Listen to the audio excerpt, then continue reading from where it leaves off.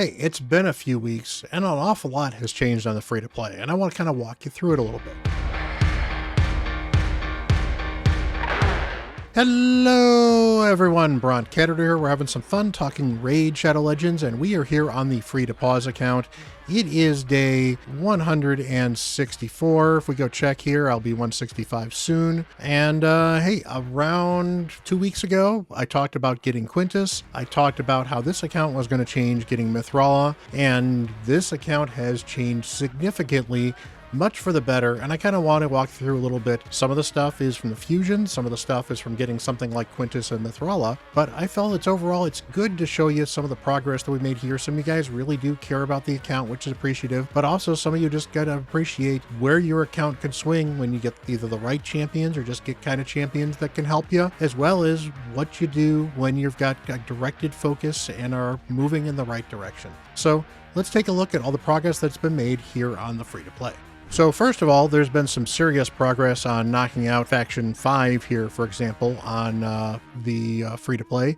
We have managed to get through Dark Elves, and Mithrala was really the reason for it. Now, I've also been working on Fang Cleric. I believe he's been booked up a bit. I rebuilt him a few times, and he's obviously level 47 5-star, so that certainly has helped. He was there to kind of heal and give me an emergency valve, plus he is a little less squishy than the second Cold Heart I have.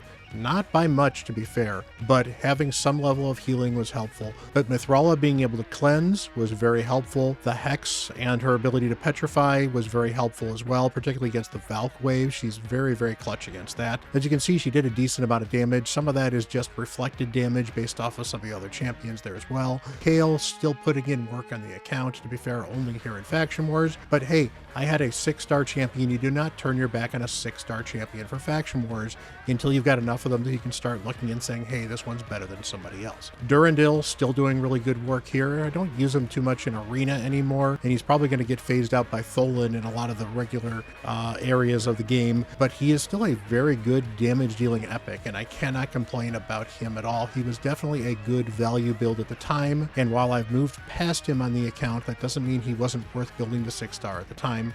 And again, Cold Heart, absolutely amazing as well. Fang Cleric is probably the lesser reviver here on this one. You've got Blind Seer, who's now actually pretty solid. You've got some decent, just plain old healers. Honestly, I think if I could get a Painkeeper, for example, Painkeeper would actually slot into the Fang Cleric slot, and I wouldn't really even have to worry about this faction, because Painkeeper can do a lot of healing, actually, with that A2, and bring a lot of other support as well. And as a result, that would actually be fine with the rest of this team. Now, Mithrala is definitely going to become a 6-star, but she didn't need to be for this because she's that good. She is still super tanky, and the ability to cleanse, the ability to get increased defense and increase attack, which adds extra damage and adds extra defense, as well as the strengthen and the shield, help keep people alive, honestly, without the need for too much healing, which is why I was able to get by with a Fang Cleric. And then we've got this screenshot right here. This was my stage 21 team with Bannerlords.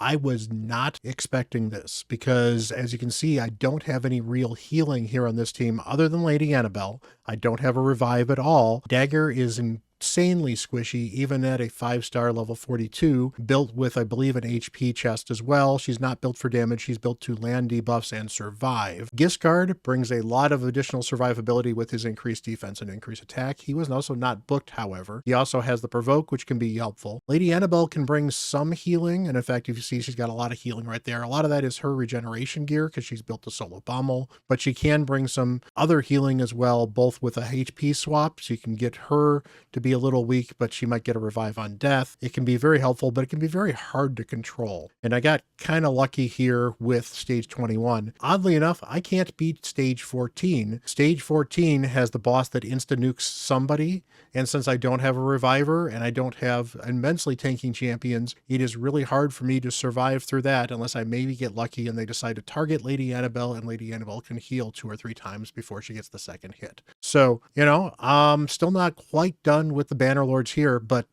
Quintus, absolutely amazing.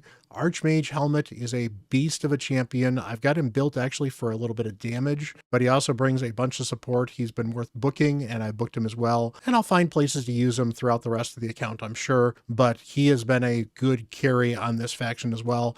Without Quintus and Archmage Helmet, I would not have been able to do this. Lady Annabelle, helpful to survive, but much less useful. And then Giscard was actually probably more valuable than his stats suggest. So if we look here on the free-to-play here, you can see I've got 811 points. I just finished getting myself 4 or 5 more points here in the Lizardman crypt.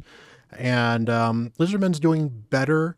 I am struggling to get past 14 just because I have pulled Quargon the Crown out of the vault to give myself some healing, but Broadmaw is certainly helping, and Venomage is doing a ton of lifting as far as damage concerned. The big problem with this team is it is Venomage, it's at a 5-star, everyone else is 4 stars, and a lot of them have not been invested in heavily because I just haven't had some particularly great Lizardmen. Now that I have Venomage and Broadmaw, I can certainly start to move forward, and Quargon's actually a viable support because he brings a decent amount of healing and other protection as well. He probably does need to at least be 5 stars to really be a major factor, but honestly, I need to make 2 or 3 champions 5 stars minimum before I can push past stage 14 on that particular faction. Dark Elves, I just need to clean up those 2 keys, but it's been cleaned up. Skinwalker is another one I should point out.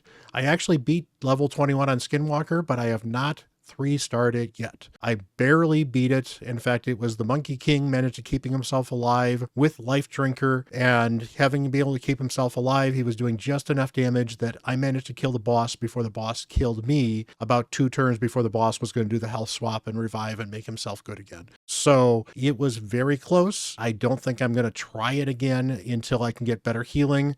I do have a reviver. I'm using the rare reviver there. He's, I believe, actually built up to 5 stars. I just need a little more healing and a little more support than I really have in that faction, and then I should be good to go. Honestly, somebody as simple as a Steel Skull would actually probably be game changer for that crypt and get me finished, or maybe a Mighty Uko might be good as well, because then I would have a better revive, which means I could certainly deal with the revive rather than my reviver just being kind of squishy as well. Other factions, I mean, Demon Spawn, I've got some good champions in Demon Spawn, but that's always a tough one just because there's not a lot of great healing and revivers in there. I've got Dur, but I need more damage, so I probably need to build my Marquess up a bit. I think that's probably the next boon there. Mostly, I just need to start building some more 5-star champions to get through some of the stuff. Same with Ogren. I do have another Uko that I can probably do, or Ugo, I should say. I think a second Ugo might be okay in Ogren, but I could use some damage there as well. That's actually one where either Grush the Mangler, or if I could ever get a Bellower that I could build. Bellower can be a very good damage dealer for the Ogren Tribe and help a lot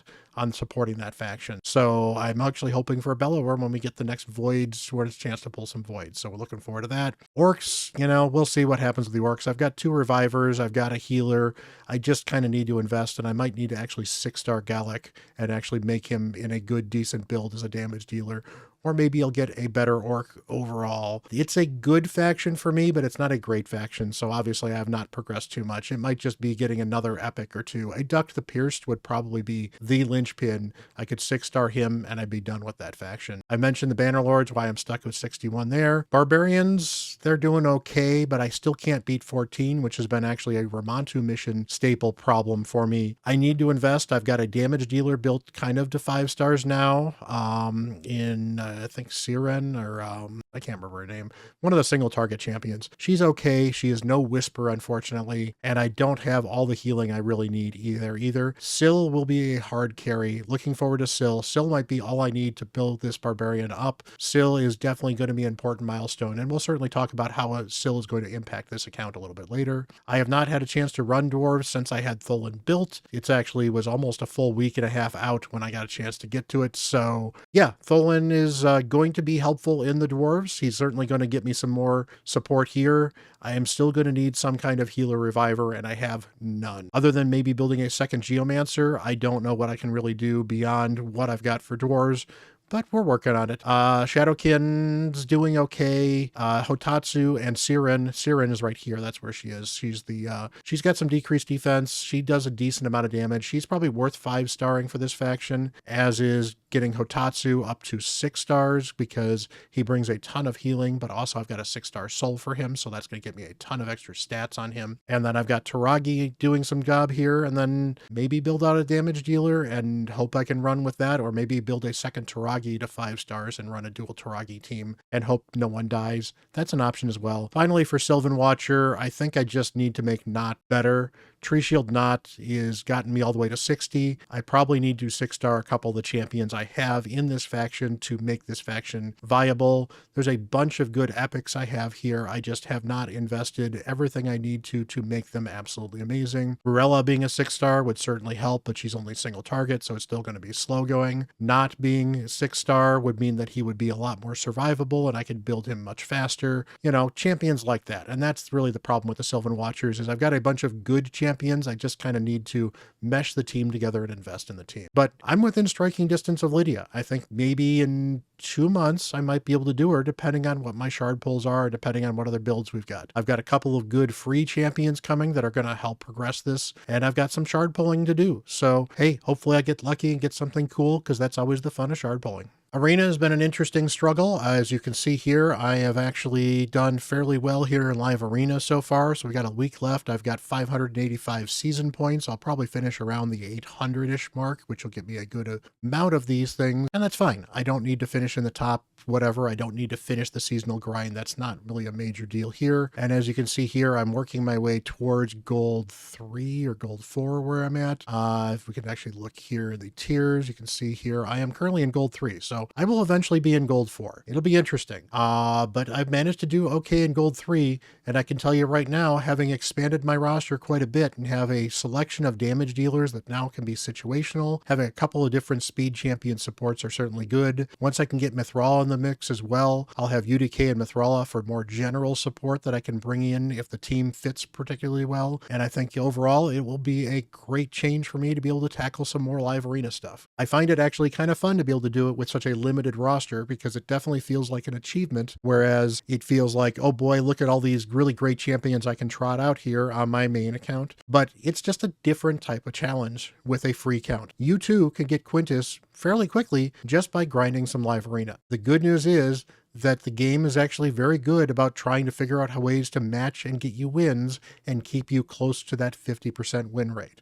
It'll get harder the more you start to do on a win streak, and the more of a losing streak you get on, you will certainly struggle with more champions in general. And once you get in a winning streak, you will start fighting harder and harder people, which can be fine for some of these endgame accounts. Certainly is a bummer a little bit when you fight a team that you are clearly outclassed with an account like mine. But, you know, if I'm still having fun with it, then that's absolutely great. So I've hit a roadblock on Doom Tower Hard. Not surprising. Right around stage 80 is where I seem to be stopping at the moment. Stage 80 really is the next mile marker in where things get difficult. It's where you need to get to the 240 to 250 speeds to be able to get through the Doom Tower, or you need to have the champions that have enough support, healing, and other stuff like that. This is one of the things that I think Syl will actually help me with, because she has the AoE stun, which can be very, very helpful, and she has the constant healing, which will help keep me alive that much easier as well. And then I can possibly bring enough damage to get through some of these waves as well. So it's not been perfect. As you can see here, this is kind of my easy wave clear team, so I just did a round of normal recently as well. If I'm looking for a better control level team, this is kind of what I'm bringing right here. And I think Syl would probably slot in right here for Tagore, and then give me a little more healing. I would lose the increased speed and some of the shields that he brings, but I would get an AoE stun and some additional healing, as well as a little bit of turn meter control on Syl's A1. So I think overall, getting Syl involved is definitely going to help me. Maybe it will actually bring me a little bit further. But honestly, at stage 80, I got a sacred shard from getting through the stage 80 boss, and I'm starting to do some of these secret rooms as well. In fact, I think if you look here, I've done these first 2 secret rooms on hard. I'll see which ones of these I can certainly do as we go forward in the next couple days. But, you know, it's nice to get some progress here in Doom Tower, because this is all free rewards. And meanwhile, I still have all of these wonderful free rewards here in the normal Doom Tower to look forward as well. This is extra energy, extra chickens, extra void shards as well. Definitely well worth the investment on my part. Cursed City's also been kind of interesting. I've actually managed to get through a couple of bosses I was a little surprised with. This team here actually managed to get past this spider team, which was actually pretty incredible. And I've got, what, 22 stages I've gotten so far. I'd certainly like to hit the 25 if I could, to get my first little bits of progress towards Carnage. We're just not quite there yet. I just don't have enough roster variety to really go through the hard stuff too easily. On the other hand, on normal, you can see here, I've got everything but this one boss complete here. And in fact, I probably will make a run and see if I can just outlast the boss here with Lady Annabelle. It just hasn't quite worked out well for me, but we'll certainly see what we can do with that. And then, you know, I've managed to clear the other 2 factions here. This one's been a little bit of a problem. I just don't quite have the right champions with good blessings in this particular team right here. Particularly Vergis isn't great, and I don't have a lot of other really good damage dealers here.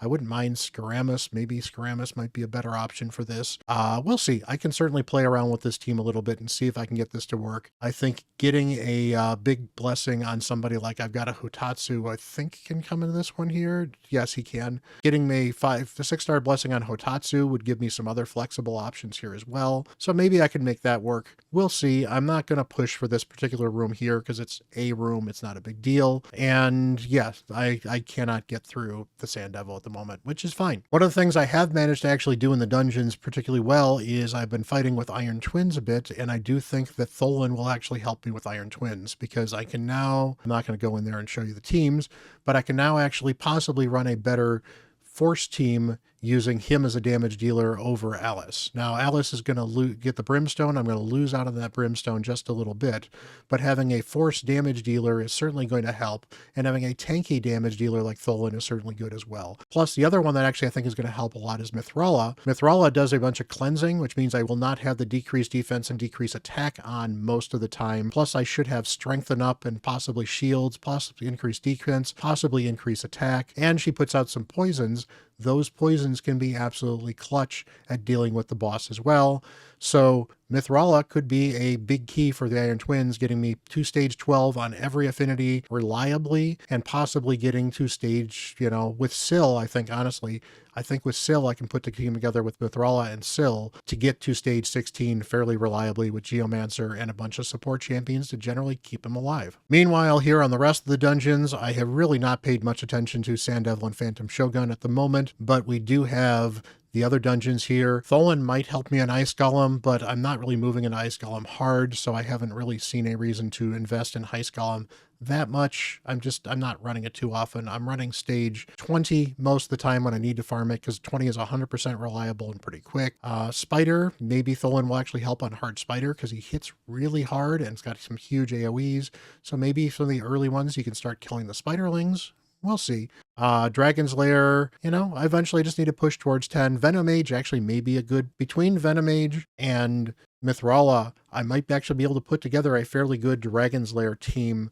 I had something very similar working on my alt for a while, so maybe I can get to stage 10 on that. Fire Knight's been very consistent. I have not moved on to hard yet. This is one where I'm certainly waiting for some ally attack champions, so that might literally be waiting till I get a Mikage on this account before I can actually start tackling that, unless I were to pull maybe a Fat Man or some other ally attack champion that would be absolutely amazing for this account. One of the things I do want to bring up is I've been struggling a little bit with my team. It was not quite 100%, and now it is 100%, and I just want to show you the change I did have to make here. With Ludex Artor, I had not given him a level 6 Journal of Nectorodos. I had given him a 1-star level 1. So I was only getting 15 rather than the 18% extra heal, as well as I had only about an extra 1,000 HP as opposed to this 2,400. Now, you may not think this was that big of a deal, but the extra 3% between the heals, I'm actually seeing the heals have got a couple extra 100 to 5, probably an extra 6 or 700 extra healing just between his HP going up and that extra 3% HP. I would love to get this to level 9, but the level 9 one is currently on my Arbiter, and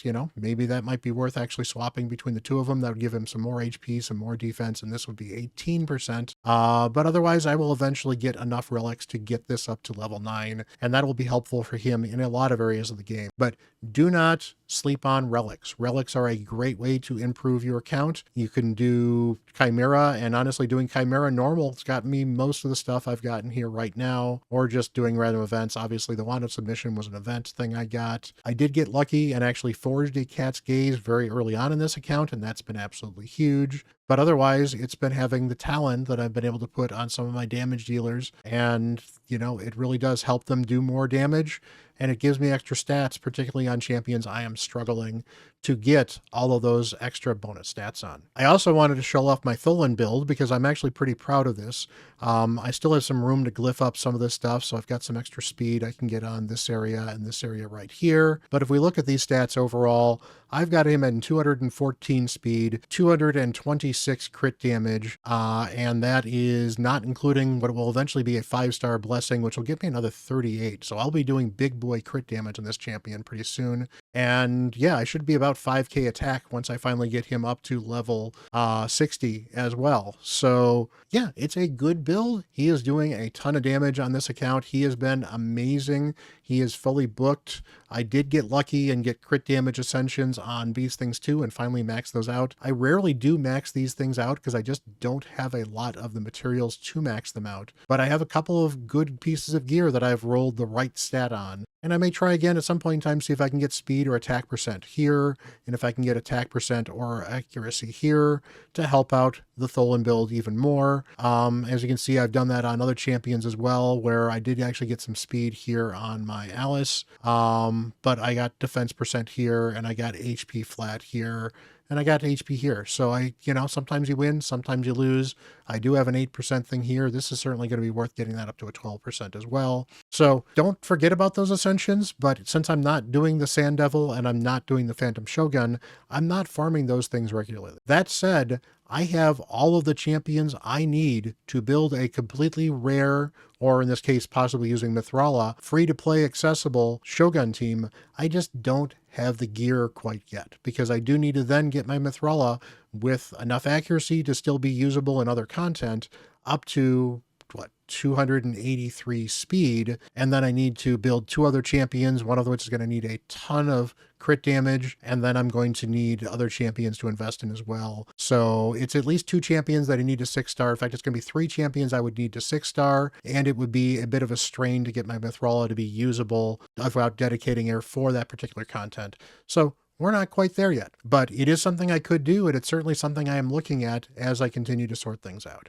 Are you looking for one of the best ways to start a brand new raid account, either just a second one to play a different challenge or something like that, or are you just looking for a brand new one to share raid with your friends or family or anyone else? Or maybe you just thought raid was actually an amazing game and want to give it a try. Well, use my link down below. Get yourself a free legendary Elenarl, an amazing poisoner and burner, brings a ton of damage, brings a ton of utility, will help your account a ton. And once you get out of the tutorial, you'll get her. At level 15 of the account, you will get yourself a Thane, who is an amazing clan boss damage dealer and brings a ton of other debuffs as well as an epic. And finally, at level 30, get yourself a Mausoleum Mage, an amazing supporter who has heals and cleanses and buffs and will bring all kinds of extra cool things to your team. All you need to do is use the link down below. If you're downloading this on an Android or iOS device, just make sure it's a device that has never played Raid before. Download the link and you should be good to go. Just make a new account and you are all set. If you're doing this on PC, all you need to do is you can either uninstall or log out of every account on your Polarium Play, then create a new account online with the link using a brand new email, download and run the installation. It will put your account on your system automatically, and boom, there you go. Finish the tutorial, there's your LNRL, have fun playing Raid Shadow Legends. It's an awesome way to start. It helps support me, it helps support the community, and it's a great way to get into a great game. So champions let you do a bunch of stuff, and this account has grown incredibly.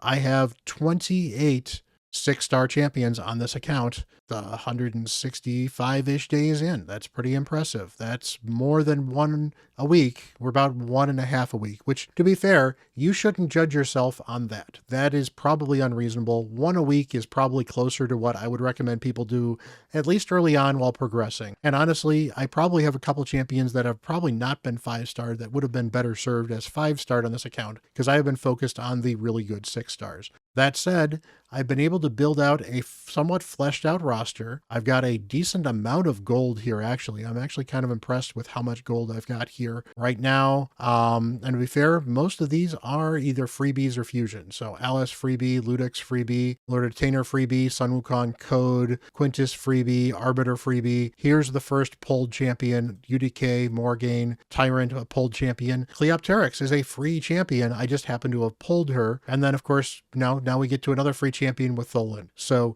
leaning on free legendaries can get you pretty far in this game, and picking and choosing who you're going to build, how you're going to build them, and investing in the champions that can make your account great can certainly help. I've certainly invested in my fair share of rares. Some of them I don't use too much anymore, like the Frozen Banshee. I don't use Bowsmith too often, although I do like to use him, so I've made sure I've kept him built in reasonable-ish gear. And then sometimes you just throw gear on a legendary that you pull that's not great. Glacea, not great. You can see she's missing boots at the moment even, but she does okay. Shemnath, I might find a reason to actually use a Shemnath at some point in time, or maybe I won't. We'll see. Ugir has not been sucking in Faction Wars, and he does just enough interesting stuff that I might at least build him to a full 5-star and get him ascended a little bit better. Maybe I can, maybe I can't. I don't know, but I'm certainly looking at building out several champions. I think my next couple of champions I'm going to be working on to 6-star is Mithrala is going to be key. I think Ruella could be very helpful. I think Thylesia could be very helpful as well, although she's not as big a priority as some of the others. Garamus could be very helpful for me to help secure another Hydra team just a little bit better. And then, I've got a couple of the champions that would certainly be worth dealing with as well. Venomage definitely needs to be a 6-star. And I think Hotatsu probably should be a 6-star as well, just because I've got the 6-star soul for him. And he's already proven to be very, very helpful in Faction Wars already. And one last tidbit here, if we go take a look at hard here, I actually have, you can see, done a decent amount of damage here on hard Hydra, and it's been great. I've been able to generally 1-key hard Hydra. Sometimes I can't, sometimes I get close. Generally, if I do at least 14 million, I am happy. As you can see here, it's 13.6 million is kind of where the target is for the next top chest. So if I can get at least that 13.6 million with this team, I am happy. Sometimes it's easier than others. It does depend on what heads pop, and I don't want to waste too much time on it. I am certainly getting close. I haven't run any more keys yet to being able to get close to getting the top chest here on normal, in addition to getting the top chest on hard. And that's going to be a major breaking point in the account. The fact that I've already got Mithrala, it's not going to help me there quite as much, but it is definitely going to help me not only in Hydra Clash and helping my clan get better rewards in Hydra Clash, but it's also going to be helpful for me to basically get the top chest on normal and hard, so I can start getting some more of this protection gear as well as this stone skin gear. That's definitely going to help the account. Plus you get some extra free souls out of it. Plus you get some extra rewards from clan stuff. So all in all, Hydra is kind of an important progress point as well, and I'm making some huge progress for that. I did manage to get better than the bottom chest on the normal key, in addition to getting the top chest on hard last week. So I'm hoping I can get closer to maybe getting, even if it's a 2-key top chest on normal, I'll be really happy. So there we go, an actual ton of progress on this account. It's been amazing to have you guys cheer me on this stuff, and I'm happy to share this stuff because it's always fun making progress and feeling like you've done something interesting and cool. And that's one of the reasons I really do like the early game. I think this is fun. This has been a good move of mine to really continue to play the free-to-play, because it's been very rewarding gameplay, and it's actually helped me relate a little bit more to those of you starting a brand new account. I appreciate you guys that have supported me. I appreciate the guys that have used the link down below, and I appreciate you guys that continue to hit that subscribe button. I really do appreciate you guys. You guys are absolutely amazing. So keep up the support, keep making progress in your account, and I will keep dropping guides like this and content like this so you can see what I'm doing, how I'm doing it. And if you have any questions on how I'm doing some of this stuff, feel free to ask. I know people have talked a little bit about what were the builds I used to get past certain stages. Well, that's certainly a video I probably should be shooting at some point in time to talk about some of the champions I've used and the builds I've used to make sure that they stay alive or keep other people alive